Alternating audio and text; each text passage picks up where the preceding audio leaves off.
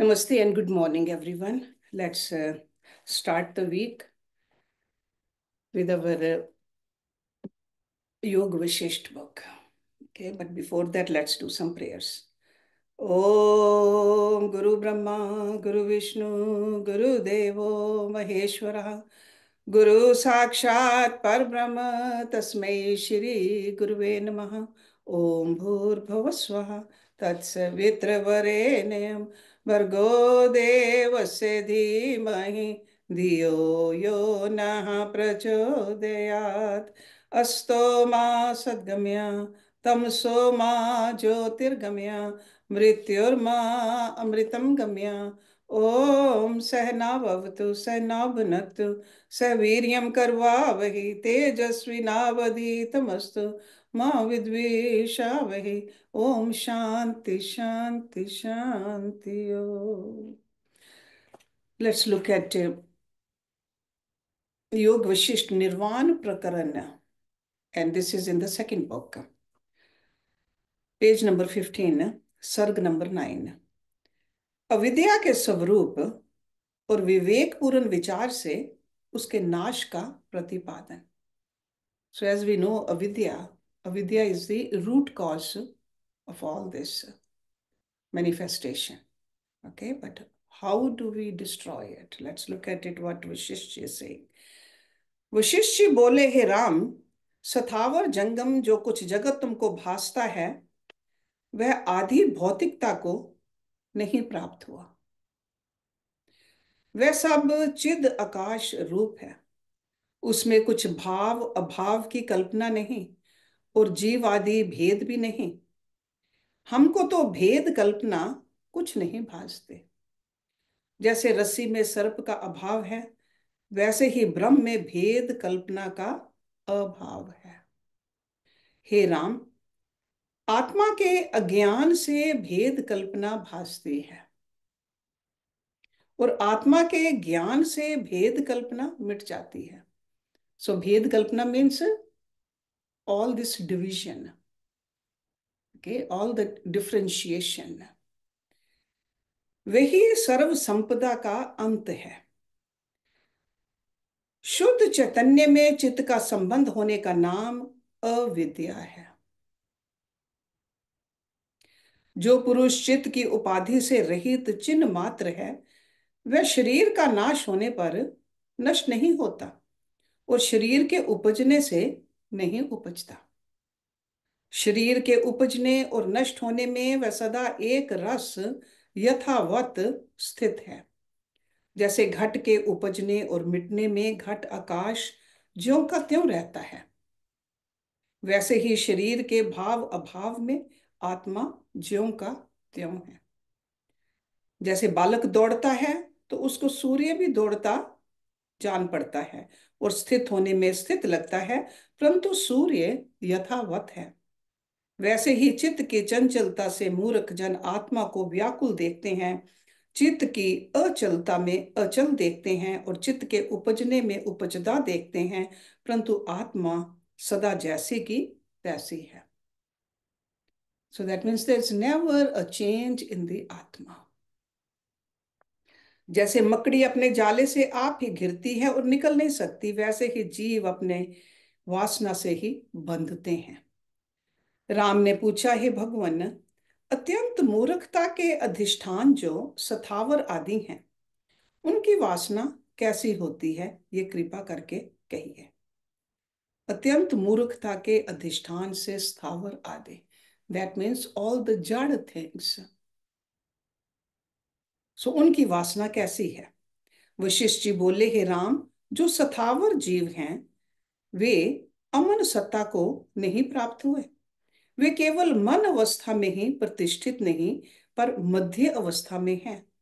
उनके पुर्यष्ट का सुषुप्ति रूप है, वह केवल दुख का कारण है. उनका मन नहीं नष्ट हुआ, वे सुषुप्ति अवस्था में जड़ रूप स्थित हैं. So it's like in a deep sleep, because in the sleep still mind is active. So sushupti, the deep sleep. वे काल पाकर जागेंगे. So that means in time they will definitely get out of that सुषुप्ति। अभी उनकी सत्ता मूक जड़ होकर स्थित है। राम ने पूछा, हे देवताओं में श्रेष्ठ, यदि उनकी सत्ता अद्वैत रूप होकर सथावर शरीर में स्थित है तो मुक्त अवस्था उनके निकट है, यह सिद्ध हुआ। वशिष्ठ जी बोले, हे राम, मुक्ति कैसे निकट होती है? मुक्ति तब होती है जब बुद्धि पूर्वक वस्तु को विचारे और यथाभूत अर्थ दिखाई पड़े। जब सत्ता समान का बोध हो तब केवल आत्म पद प्राप्त होता है। हे राम, जब ज्यों का त्यों पदार्थ जानकर वासना का त्याग करे तब सत्ता समान पद प्राप्त होता है। प्रथम अध्यात्म शास्त्र को विचारे और उसमें जो सार है उसकी बारंबार भावना करे, तब उससे जो प्राप्त हो वही सत्ता समान पर ब्रह्म कहलाता है। सथावर के भीतर वासना है परंतु बाहर नहीं दिखती, क्योंकि उनकी सुषुप्ति वासना है। जैसे बीज में अंकुर होता है और फिर उगता है, वैसे ही उनके जन्म होंगे और वासना जाग उठेगी। उनके भीतर जगत की सत्ता है पर बाहर नजर नहीं आती। वे सुषुप्ति के समान जड़ धर्मा हैं। वे अनंत जन्मों में दुख पाएंगे। हे राम, सथावर जो अब जड़ धर्म में सुषुप्ति पद में स्थित है, वे बारंबार जन्म पाएंगे। जैसे बीज में पत्र, टास, फूल और फल अवस्थित होते हैं और मृतिका में घट बनने की शक्ति है, वैसे ही स्थावर में वासना स्थित है। जिसमें वासना रूपी बीज है वह सुषुप्ति रूप कहलाता है और वह सिद्धिता जो मुक्ति है उसे नहीं प्राप्त होती। जहां निर्जीव वासना है वहां तुरीय पद है, वह सिद्धिता को प्राप्त होती है। हे राम, जब चित्त शक्ति दृढ़ वासना से मिली होती है तब स्थावर होती है और वह फिर जगती है। जैसे कोई कर्म करता हुआ सो जाता है तो सुषुप्ति से उठकर फिर वही कर्म करने लगता है, क्योंकि कर्म रूपी वासना उसके भीतर रहती है। वैसे ही स्थावर वासना से फिर जन्म पाएंगे। जब वह वासना हृदय से दग्ध हो तब जन्म का कारण नहीं होती। आत्म सत्ता समान भाव से घट, पद आदि सब पदार्थों में स्थित है।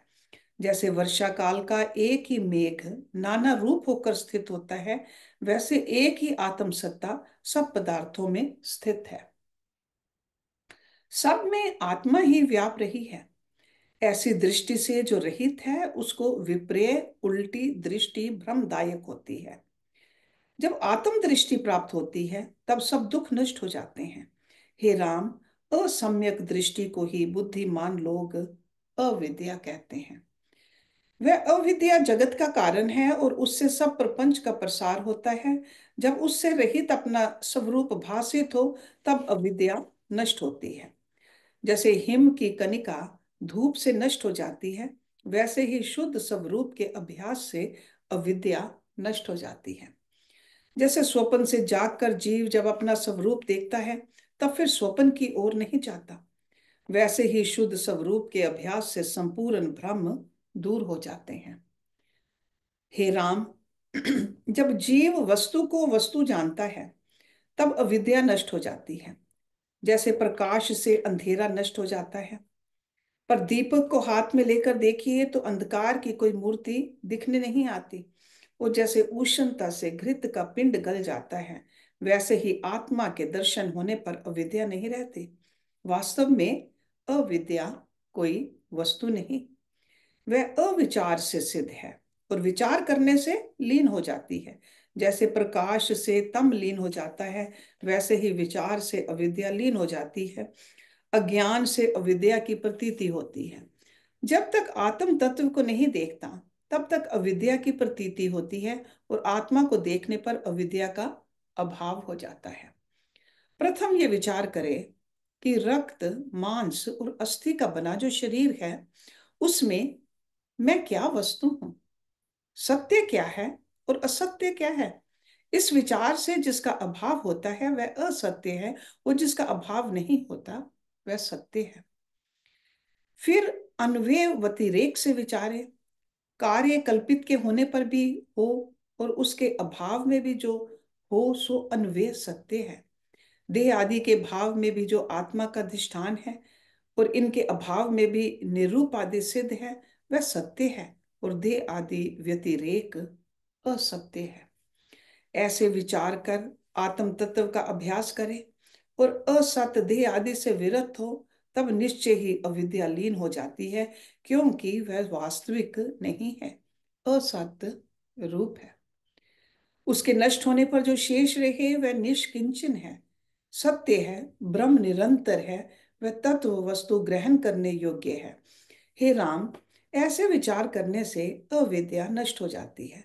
जैसे ईख का रस जब जीवा से लगता है तब अवश्य स्वाद आता है, वैसे ही आत्म विचार से अविद्या अवश्य अवश्य नष्ट हो जाती है।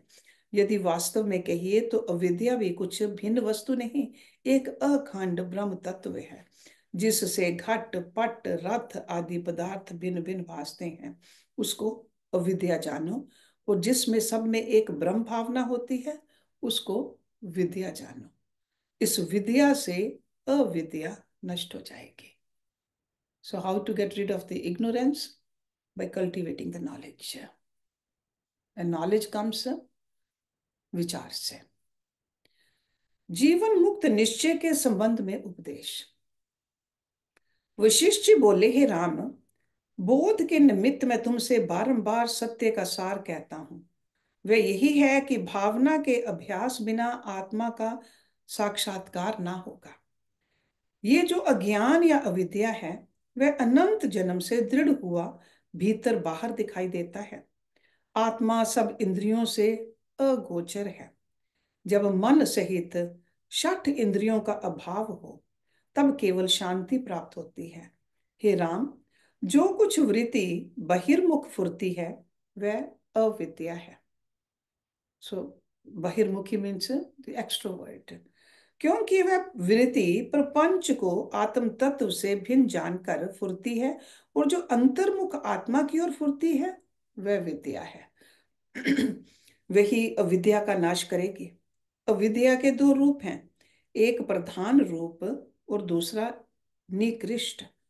उस अविद्या से विद्या उपजकर अविद्या का नाश करती है, और फिर आप भी नष्ट हो जाती है।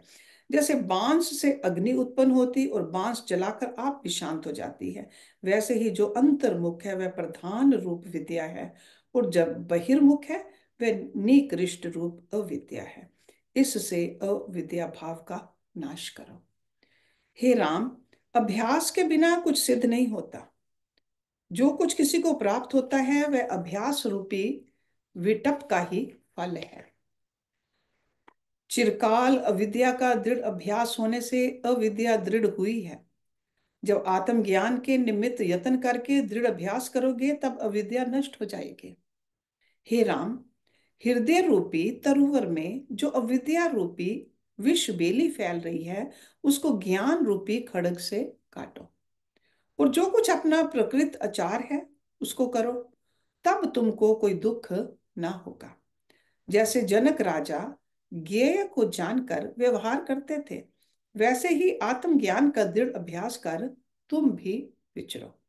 हे राम, जैसा निश्चय पवन, विष्णु, सदाशिव, ब्रह्मा, बृहस्पति, चंद्रमा, अग्नि, नारद, पुलह, पुलस्त्य, अंगिरा, भृगु, शुकदेव और ज्ञात ज्ञेय ब्राह्मणों का है, वही तुमको भी प्राप्त हो। राम ने पूछा, हे ब्राह्मण, जिस निश्चय से बुद्धिमान वे शोक हुए हैं, वह मुझसे कहिए। वशिष्ठ जी बोले, हे राम, जैसे संपूर्ण ज्ञानवानों का निश्चय है और जैसे वे व्यवहार में सम रहे हैं, वह सुनो। विस्तार रूप जो कुछ जग जंजाल तुमको भासित होता है, वह निर्मल ब्रह्म सत्ता अपनी महिमा में स्थित है। जैसे समुद्र में तरंगे स्थित होती हैं और नाना प्रकार की उत्पन्न होती हैं, वे एक जल रूप हैं, जल से भिन्न नहीं। वैसे ही जो ग्रहण करने वाला है वह भी ब्रह्म है, और जिसको भोजन करता है वह भी ब्रह्म है। मित्र भी ब्रह्म है, शत्रु भी ब्रह्म है। ब्रह्म ही अपने आप में स्थित है। ज्ञानवान को सदा ये निश्चय रहता है, ब्रह्म को ब्रह्म स्पर्श करता है, तब किसको स्पर्श किया। हे राम, जिनको सदा यही निश्चय रहता है, उनको राग द्वेष कुछ दुख नहीं दे सकते। ब्रह्म ही ब्रह्म में फुरता है, भाव रूप भी ब्रह्म है, अभाव रूप भी ब्रह्म है, कुछ भिन्न नहीं, तब फिर राग द्वेष की कलना कैसे हो। ब्रह्म ही ब्रह्म का चिंतन करता है, ब्रह्म ही ब्रह्म में स्थित है, ब्रह्म ही अहम अस्मि है, ब्रह्म ही सम है, ब्रह्म ही आत्मा है, और घट भी ब्रह्म है, पट भी ब्रह्म है, ब्रह्म ही से सारा जगत विस्तार को प्राप्त होकर विलसित है। हे राम, जब सर्वत्र ब्रह्म ही है, तब राग विराग की कलना कैसे हो। मृत्यु भी ब्रह्म है, शरीर भी ब्रह्म है, मरता भी ब्रह्म है, मारता भी ब्रह्म है। जैसे ब्रह्म से रस्सी में सर्प भासित होता है, वैसे ही आत्मा में सुख दुख मिथ्या है। भोग भी ब्रह्म है, भोगने वाला भी ब्रह्म है, और भोगता देह भी ब्रह्म है। निदान सर्वत्र ब्रह्म ही है। जैसे समुद्र में जो तरंगे उपजती और मिट जाती हैं, वे जल से भिन्न नहीं, वैसे ही शरीर उपजते और मिट जाते हैं। ब्रह्म ही ब्रह्म में स्थित है। हे राम, जल की तरंगे जो मृत्यु को प्राप्त होती हैं, तो क्या हुआ, वे तो जल ही हैं। वैसे ही मृतक ब्रह्म ने जो मृतक देह ब्रह्म को मारा, तब कौन मरा और किसने मारा। जैसे एक तरंग जल से उपजी और दूसरी तरंग से मिल दोनों इकट्ठी होकर मिट गई, तो सब जल ही जल है। वहां मैं, तू इत्यादि दूसरा कुछ नहीं। वैसे ही आत्मा में जो जगत है, तो आत्मा ही अपने आप में स्थित है, तेरा मेरा भिन्न कुछ नहीं।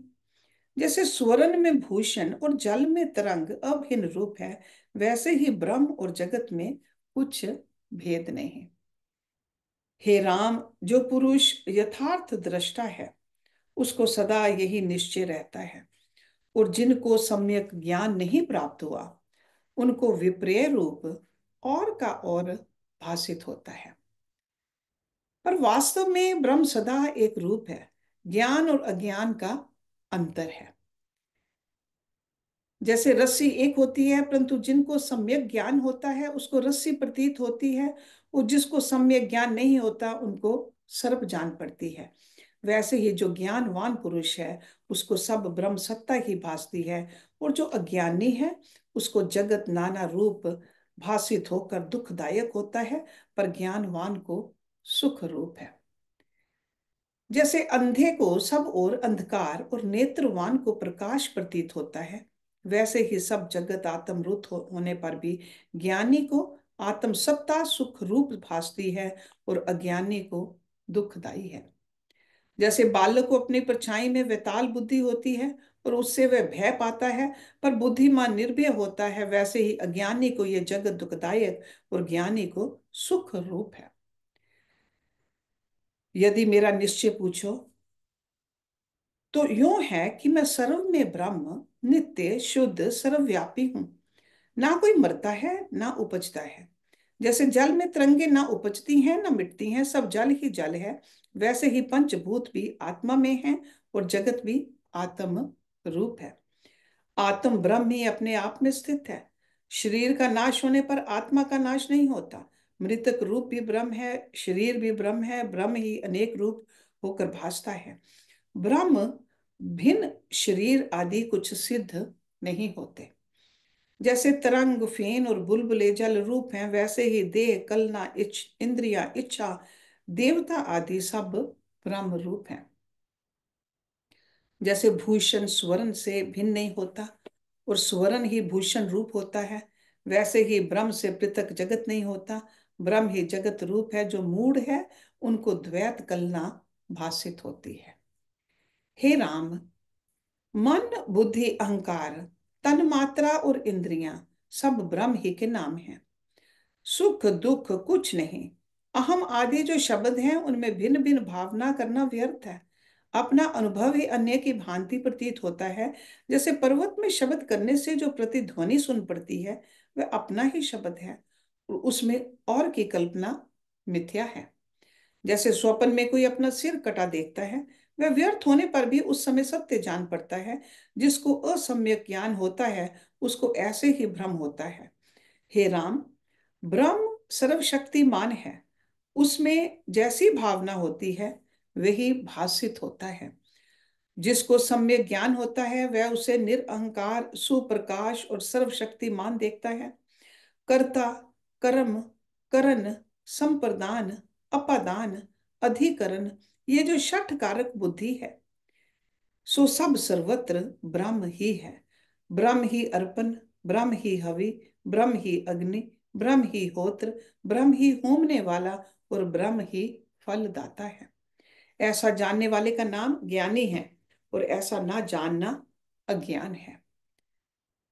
जानने वाले का नाम ब्रह्मवेता है। हे राम, यदि चिरकाल का बांधव हो और उसको देखिए तो जानिए कि बांधव है, और जो देखने में ना आए और उसका अभ्यास दूर हो गया हो तो बांधव भी अबांधव की भांति हो जाता है। वैसे ही अपने ब्रह्म स्वरूप को जानो। जब भावना होती है तब ऐसा ही भासित होता है कि मैं ब्रह्म हूं, और द्वैत कल्पना लीन हो जाती है। सर्वत्र ब्रह्म ही भासता है। जिसने अमृत पान किया है वह अमृतमय होता हो जाता है, और जिसने नहीं पान किया वह अमृतमय नहीं होता। ऐसे ही जिसने जाना है कि मैं ब्रह्म हूं वह ब्रह्म ही होता है, और जिसने नहीं जाना उसको नानत्व कल्पना रूप जन्म मरण भासित होता है, और ब्रह्म अप्राप्त सा प्रतीत होता है। हे राम, जिसको ब्रह्म भावना का अभ्यास है वह अभ्यास के बल से शीघ्र ही ब्रह्म हो जाता है। ब्रह्म रूपी बड़े दर्पण में जैसी कोई भावना करता है वैसा ही रूप दिखाई पड़ता है। मन भावना मात्र है। दुर्वासना से स्वरूप का अवर्ण हुआ है। जब वासना नष्ट होती है तब निष्कलंक आत्म तत्व ही भासित होता है। जैसे शुद्ध वस्त्र पर केसर का रंग शीघ्र ही चढ़ जाता है, वैसे ही वासना रहित चित्त में ब्रह्म का निश्चय होता है। हे राम, आत्मा सब प्रकार की कलना से रहित है और तीनों काल में नित्य शुद्ध सम और शांत रूप है। जिसको ज्ञान होता है वह जानता है कि मैं ब्रह्म हूँ, और सर्वदा सब में सब प्रकार सब घटपट आदि जो जग जंजाल है उसमें मैं ही ब्रह्म आकाशवत व्याप्त हूँ। ना कोई मुझको दुख है, ना कर्म है, ना किसी का त्याग करता हूँ और ना वांछा करता हूँ, और सर्व कलना से रहित निराम्य हूँ।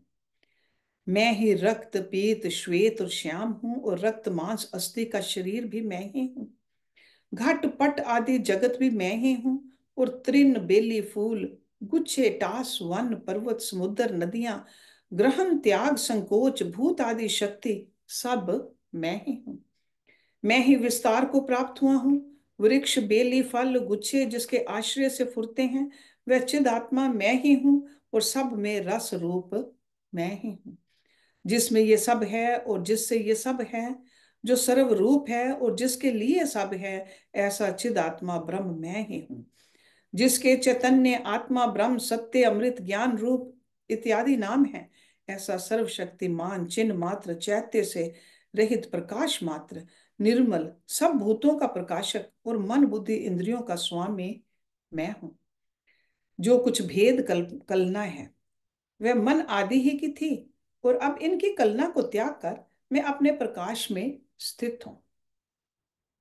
शब्द स्पर्श रूप गंध आदि जो सब जगत का कारण है, उन सब का चैतन्य आत्मा रूप ब्रह्म निराम्य अविनाशी निरंतर स्वच्छ आत्मा प्रकाश रूप मन के उत्थान से रहित मौन रूप मैं ही हूँ, और परम अमृत निरंतर सब भूतों में सत्ता रूप से मैं ही स्थित हूँ। सदा निर्लेप साक्षी सुषुप्ति की भांति और द्वैत कला से रहित अक्षोभ रूप अनुभव मैं ही हूँ।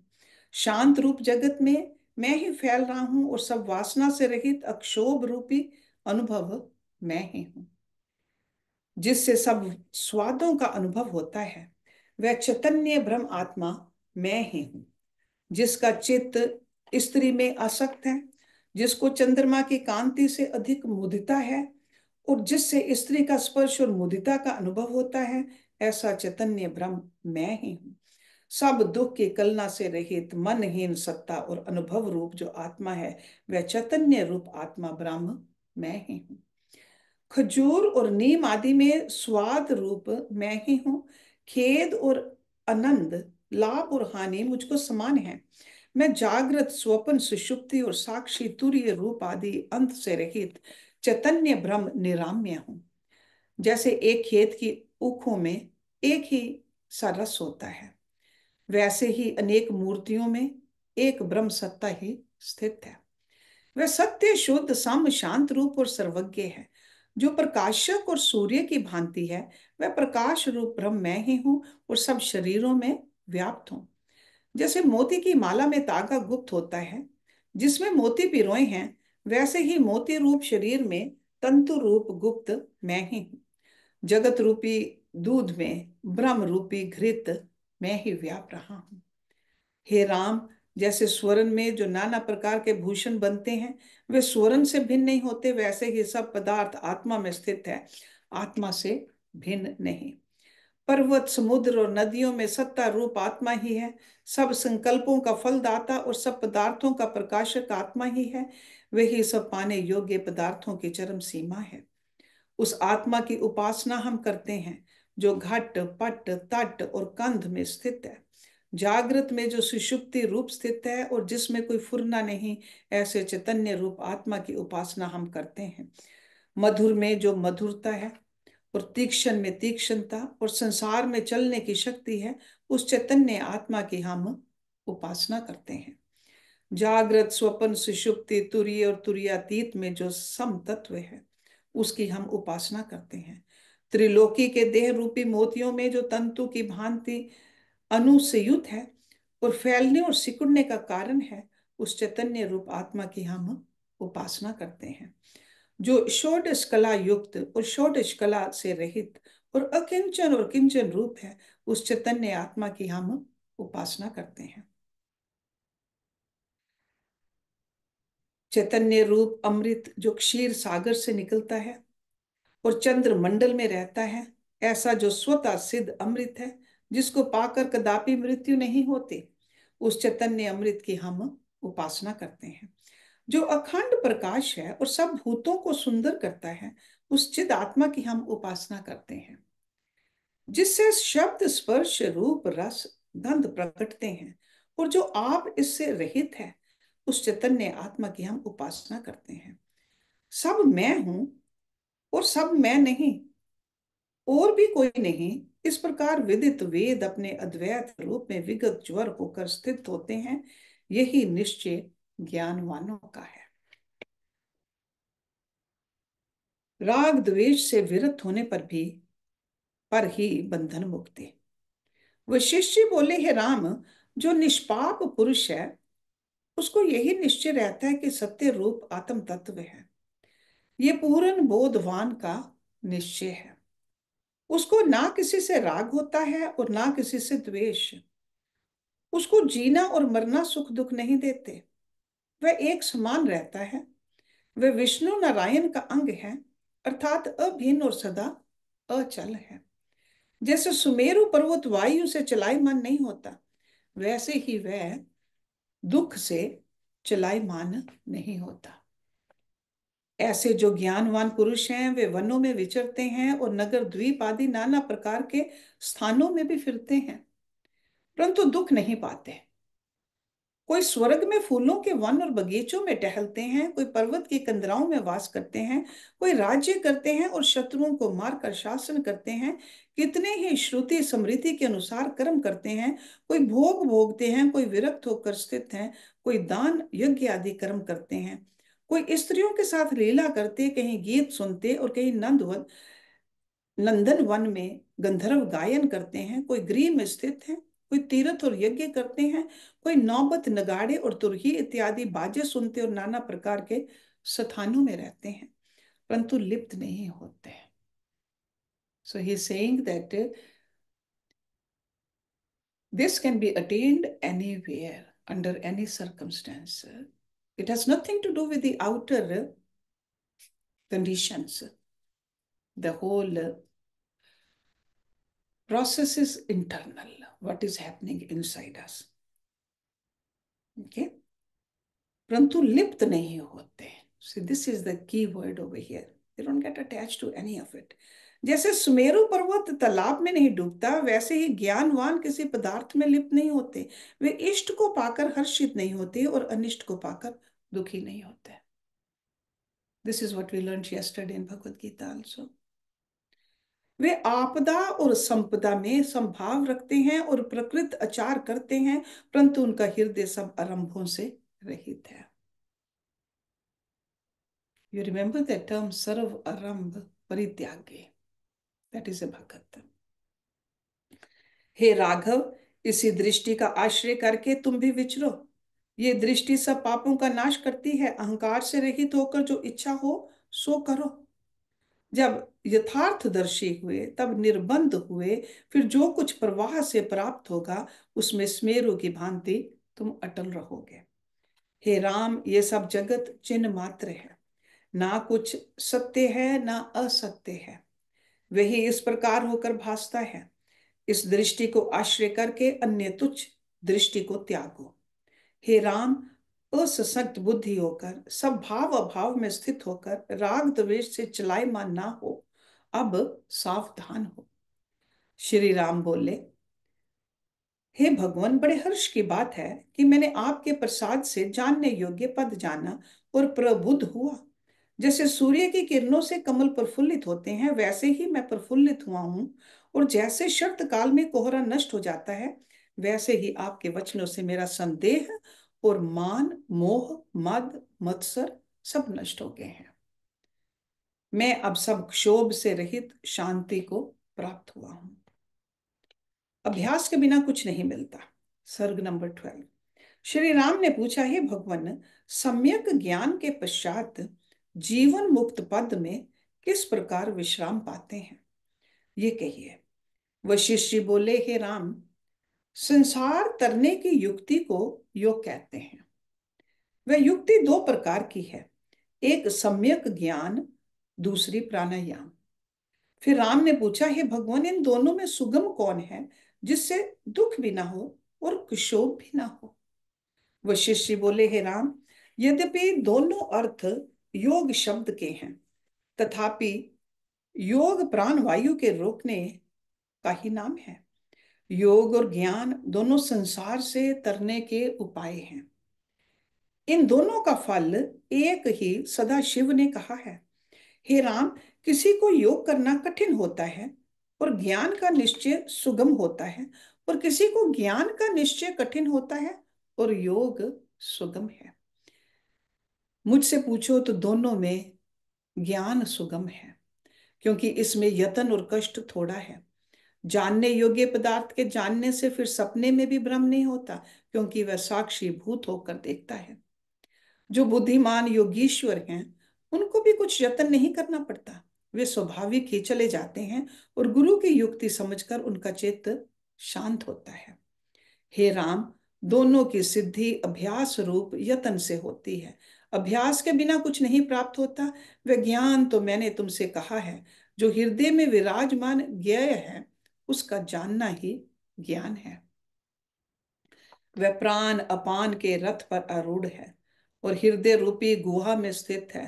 हे राम, उस योग का भी क्रम सुनो, वह भी परम सिद्धि के लिए है। प्राण वायु जो नासिका और मुख के मार्ग से आती जाती है, उसको रोकने का क्रम बताता हूं, उससे चित्त का उपशम हो जाता है।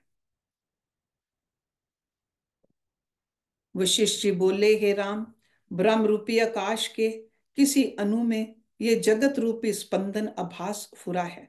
जैसे मरुस्थल में सूर्य की किरणों में मृग तृष्णा का जल फुर आता है, वह जगत के कारण भाव को प्राप्त हुआ है। जो ब्रह्म के नाभि कमल से उद्भूत है, वही पितामह है। उसका मानस पुत्र श्रेष्ठ आचार्य मैं ही वशिष्ठ हूं। नक्षत्र और तारा चक्र में मेरा निवास है और युग युग प्रति मैं वहां रहता हूं। एक समय में नक्षत्र चक्र से उड़ा और इंद्र की सभा में गया, तो देखा कि वहां ऋषिश्वर मुनीश्वर बैठे थे। इतने में नारद आदि चिरंजीवियों का जो प्रसंग चला, तो शातातप नाम के एक बुद्धिमान ऋषिश्वर ने कहा कि हे साधो, सब में चिरंजीवी एक है। सुमेरु पर्वत के कोन में पद्म राग नाम के कंदरा के शिखर पर एक कल्प वृक्ष है। वहां महासुंदर और अपनी शोभा से भरपूर है। उस वृक्ष की दक्षिण दिशा की डाल पर अनेक पक्षी रहते हैं। उन पक्षियों में एक महा श्रीमान कौवा रहता है, जिसका नाम भुशुंडी है। वह वीतराग और बुद्धिमान है। उसका आलय उस कल्प वृक्ष के टास पर बना हुआ है, जैसे ब्रह्मा नाभि कमल में रहते हैं, वैसे ही वह उस आल्य में है। जैसे वह जिया है, वैसे ना कोई जिया है ना जिएगा। उसकी बड़ी आयु है। वह महाबुद्धिमान, शांत रूप और कालज्ञ है। हे साधो, बहुत जीना भी उसी का फल है और पुण्य भान भी वही है। उसको आत्म पद में विश्रांति हुई है और संसार की आस्था जाती रही है। इस प्रकार जब उन देवों के देव ने कहा, तब सारी सभा में ऋषीश्वरों ने पूछा कि उसका वृतांत फिर कहो। तब उसने फिर वर्णन किया तो सब चकित हुए। जब वह कथा वार्ता हो चुकी, तब सब सभा उठ खड़ी हुई और सब अपने अपने आश्रम को गए। पर मुझे आश्चर्य हुआ कि ऐसे पक्षी को किसी प्रकार देखना चाहिए। ऐसा विचार कर मैं सुमेरु पर्वत की कंदरा की ओर चला और एक क्षण में वहां जा पहुंचा तो क्या देखा कि महाप्रकाश रूप वह कंदरा का शिखर रतन मणियों से पूर्ण है और उसका गेरू की भांति रंग है, जैसे अग्नि की ज्वाला जलती हो।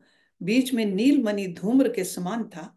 ऐसा प्रकाश था जैसे संध्याकालीन लाल मेघ एकत्र हुए हों, जैसे योगीश्वरों के ब्रह्म रंध्र से अग्नि निकलकर इकट्ठी हो, या जैसे बड़वानल समुद्र से निकलकर मेघ को ग्रहण करने के निमित्त प्रस्तुत हुई हो।